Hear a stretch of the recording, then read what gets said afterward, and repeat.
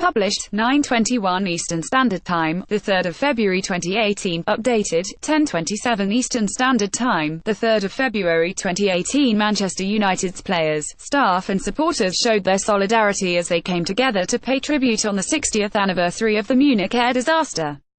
The Premier League home match against Huddersfield Town is the closest fixture to the date of the disaster, which occurred on February 6, 1958, so Matt Busby's team, christened the Busby Babes, were returning from a European Cup tie against Red Star Belgrade when their plane crashed as it took off in snow and 8 United players lost their lives.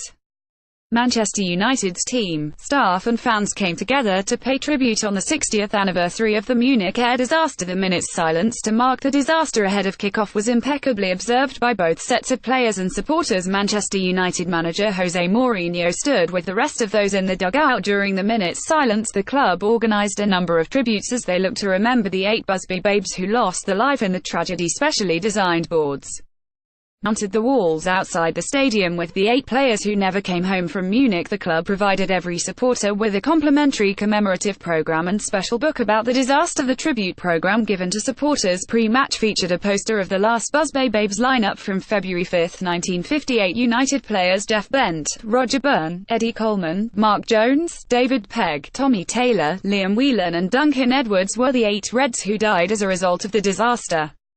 9 players including Sir Bobby Charlton and Harry Gregg, who were at Old Trafford on Saturday afternoon, and manager Busby survived. In a letter to supporters ahead of the Huddersfield match, club chief executive Ed Woodward thanked fans in advance for the role they will play in the number of planned tributes.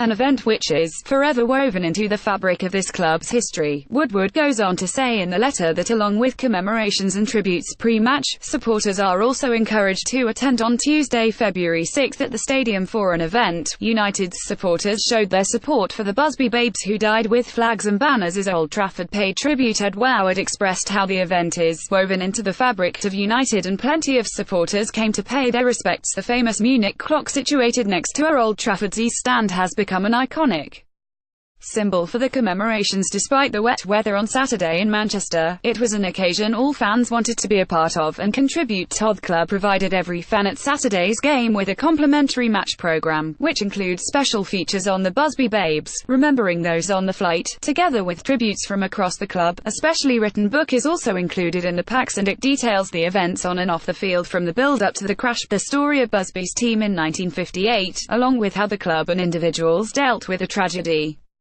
The special program also features a poster of the last lineup of the Busby Babes from the 5th of February 1958, and fans at the game were encouraged to hold it up during the pre-match minute's silence.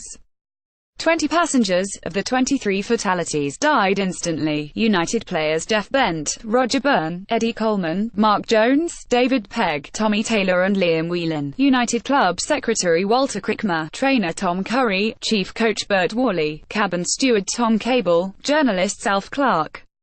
Manchester Evening Chronicle, Donny Davies, Manchester Guardian, George Follows, Daily Herald, Tom Jackson, Manchester Evening News, Archie Ledbrick, Daily Mirror, Henry Rose, Daily Express, and Eric Thompson, Daily Mail, travel agent Bellamy Close, and Willie Satinoff, United fan and a friend of Busby.